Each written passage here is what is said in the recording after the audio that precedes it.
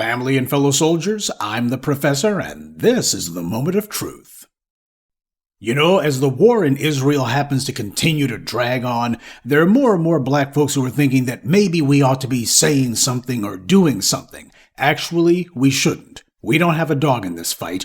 We need to be staying out of this conflict. We don't need to be taking any sides, because we don't have any dog in this fight. We have no interests that are at stake either. Simply put, we do not get involved in third-party disputes. Nobody fighting over there is aligned with us, so we're not getting involved. It has nothing to do with us. Though that hasn't stopped a lot of people, particularly in the white media, from trying to get us involved. I can understand why they would want to, though. The U.S. has no moral legitimacy. People in these foreign countries can't even pretend like the United States is even halfway honest. The U.S. is biased and corrupt, and everybody knows it. And it's especially unfortunate that this happens to be going on in regards to a conflict in Israel. I told you about how it was black men who not only made sure that there was a state of Israel, but black men who also stopped Israel from being wiped out only moments after its birth. Back in 1948, when the UN was voting on whether or not to formally recognize Israel as a legitimate nation, there were African countries who refused to do so. President Truman knew that he couldn't send any pasty white guys to go talk to them. He needed somebody with credibility. So he sent Walter White, who was then president of the NAACP. And Walter White convinced those African countries to drop their objections, and Israel was finally recognized by the UN as a state. See, when people talk about the UN recognizing Israel as a state, that's the part of the story that gets left out, even by Israeli spokespeople and historians. They leave out that it was a black man who was crucial to getting Israel recognized by the UN. But even then, the fight wasn't over. No sooner than Walter White got the UN to recognize Israel as a state than the Arab countries in the region attacked. Israel didn't have a real army at this point. All they had was a few lightly armed militias, and needless to say, they didn't have any nuclear weapons. They were overwhelmed. And this might have been the end of Israel, except that another black man, Ralph Bunche, was chosen by the UN General Secretary to broker a ceasefire and eventually an end to the conflict, which he did. There is no substitute for the moral legitimacy that black Americans represent, specifically those of us who came out of slavery in the U.S., even among other black groups from abroad. We are not just out for self, or tied to any British monarchy or Francophiles or anything else. We are known and respected around the world as a group who stood up to the U.S. government. So we're understood to be truly neutral. Nobody else can say that, not even black people from foreign countries. That's why people are trying to rope us into this. Because the last few times things went south, they needed us to fix the mess. And now we have people trying to make some false comparisons between the combatants over there and black Americans. There's a lot of things you can say about the Palestinians and the Israelis, but you can't compare either group to chattel slavery or the subjugation that we faced afterwards. Though that hasn't stopped the white media or various people in political circles from trying.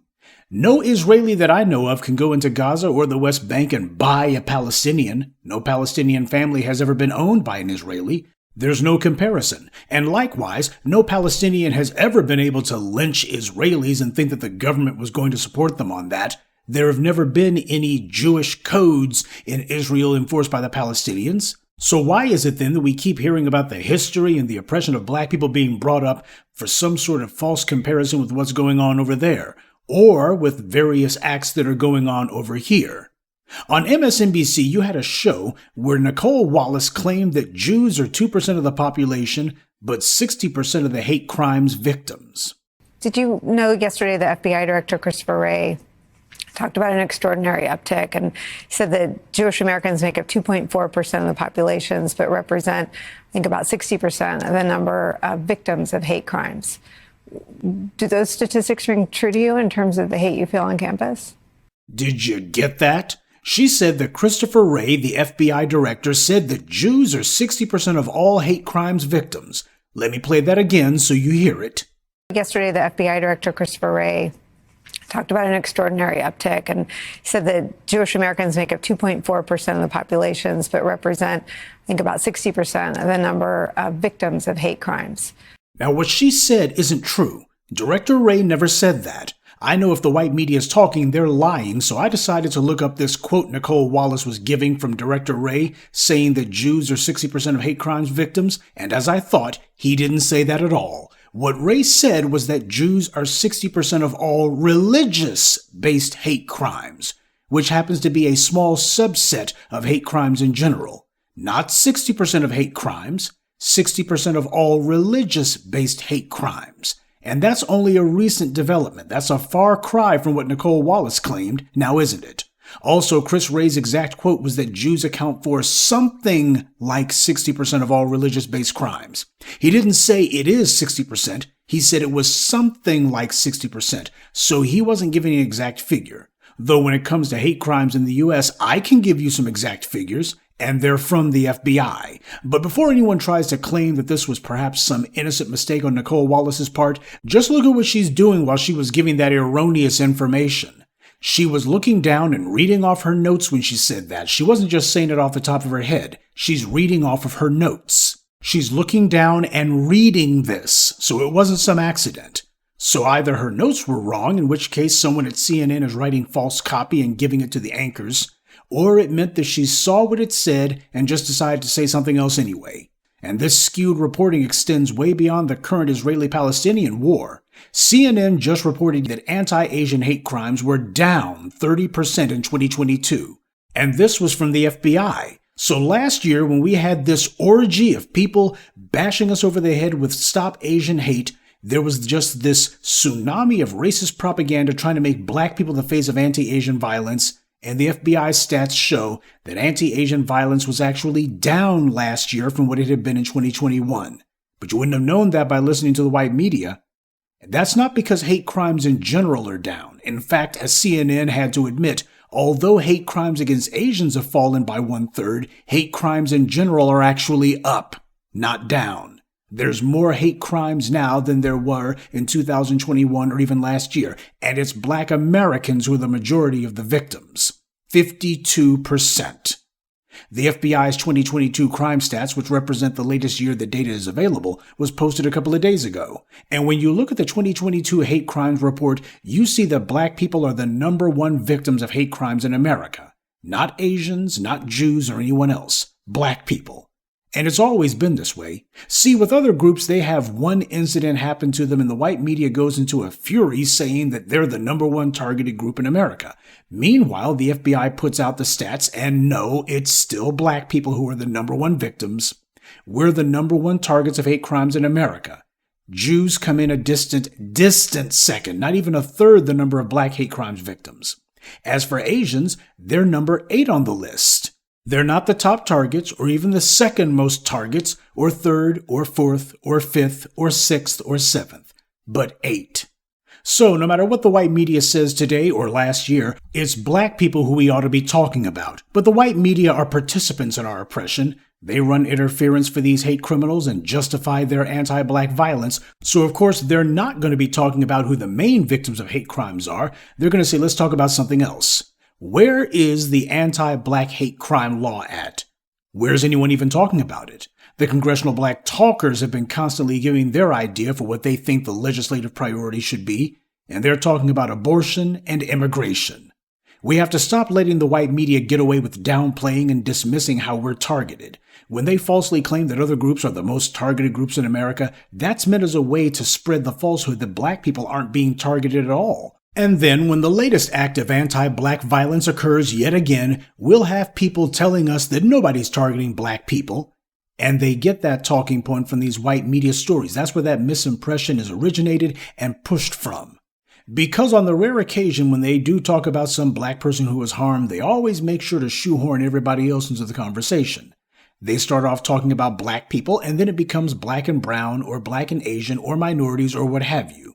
So this is why we shouldn't get involved in this. When they try to drag us into it, they're doing what they always do, using us as footballs in their games of power politics.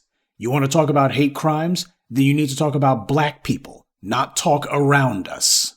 And in somewhat related news, In an example of how countries outside the U.S. are treating non-black Americans, the government of El Salvador has enacted a measure where passengers from African countries have to pay a $1,000 fee in order to fly into El Salvador. The El Salvadoran government says the money will be used to make improvements to their international airport. Now, if you know anything about how corrupt those banana republics are down there, you know that none of that money is going to make it to any airport. It's going to go straight into the pockets of the president and the rest of those crooks down there. But hey, that's their cover story and they're sticking to it. And it says a lot that they think that there will be so many Africans who will still be willing to pay this exorbitant fee that they'll be able to repair and upgrade their airport. That's millions and millions of dollars that they seem to be anticipating is going to come rushing towards them. Now, before anyone tries to claim that this is a black tax, it's not necessarily, because it only applies to people carrying African passports. The El Salvadorans, like a number of other countries, don't want their country being used as a transit point for people who are trying to mass migrate to the United States. You see, all of these migrant caravans and all of these people, bums rushing the U.S. border, was inevitably going to bring about a backlash. All of these people transiting through these nations, it was inevitably going to have people from other countries saying, we don't want this going on anymore. And given how so many of these countries are European or have cultures and histories of anti-black racism, it was predictable that they would bar black people first. Now, it's usually at this point that you might have one of us saying, well, gee, if the Africans are having a hard time getting into El Salvador or any of these other countries, maybe they should go ahead and tell them about how hard-working they are. Tell them that they're much harder working than those lazy black Americans up north. Oh, they're not like those lazy black Americans. They're educated. They're hard-working. Oh, they don't bring those kind of problems. Maybe they should try that. See if it convinces anyone. Black Americans don't have anything to worry about on this front because we have a well-earned reputation for not doing these kind of things. You go to Japan or Scandinavia or wherever and black Americans are actually welcomed, more or less. All around the world, whenever a black person shows up in one of these foreign countries, the locals will try to talk to them about Michael Jordan, Michael Jackson, or even Barack Obama. Yuck. When we show up, they know we're not there to run any scams or to try to illegally immigrate or to pinch off of their system or what have you. When they think about black culture, they think of what black Americans, specifically those of us who came out of slavery in the U.S., contributed to the world. They admire it. We've made our name worldwide, and it's a good one. Now, of course, being black means you gotta watch your back no matter where you're from or where you're going. But by and large, the main times that we seem to run into trouble traveling while black is when these people in foreign countries mistake us for being Africans or Haitian citizens. Go to Japan and you'll hear people complaining about Nigerian scammers. Go to Europe and they start complaining about Somalians, claiming the Somalians have these little gangs running around. See, that's what happened to those black tourists earlier this year in Mexico. They got carjacked and one of them killed because one of the Mexican cartels thought that these black American tourists were Haitians. And apparently the Mexican cartels are beefing with the Haitians. The gang warfare that we see in places like Haiti and Jamaica is also brought with them to these other countries too. We've certainly seen it in the United States with groups like the Shawa Posse and others. This is why it's so important to make sure we draw a distinction between ourselves and black immigrants so that we maintain our good reputation. We don't want the things any other group does to be pinned on us, because that's what happens. When a black immigrant does something meritorious or otherwise gets some good press, they make sure to distance themselves from us. They're quick to say that they're Jamaican or Haitian or Nigerian or Kenyan or Cape Verdean, anything but black American. But then, if one of them happens to commit a crime or otherwise get some sort of bad rap pinned on them, they fall silent and suddenly, well, it's black America, it's a black person. And that gets pinned on all of us. So we're going to dispel the confusion. And since all those Latin American countries have traditions and current practices of anti-black racism, I'm pretty sure this thing in El Salvador will only be the beginning. Down there, they think that they're white as it is, and they don't want black people in their countries to begin with. This just gives them the perfect cover to do something they've been wanting to do anyway. Mexico has already begun requiring that people whose countries require a visa for them to stay in Mexico now have to get a visa just to go through the airport, even if they're not staying in Mexico, even if they're only going through Mexico for a connecting flight. You know, for all of this effort that the Africans are putting into fleeing, they could have easily put that same money and effort into raising up their own forces and change the conditions of their home countries. You can either accept that reality and get to work preparing to get free at home, or try to run.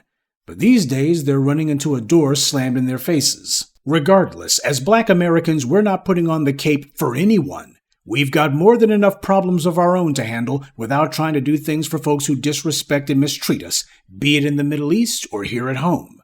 And as they're finding out, when we're not speaking up for them, when we're not playing peacemaker, their problems tend to be a hell of a lot worse. Good day, and be one. I'd like to take a moment to mention some of our contributors. Mouse, Dean Ballantyne, Storm, Wendell, and Brandon Cherry. Salute to them and thank you to everyone for listening, liking, and sharing this message. Black empowerment only exists because of you.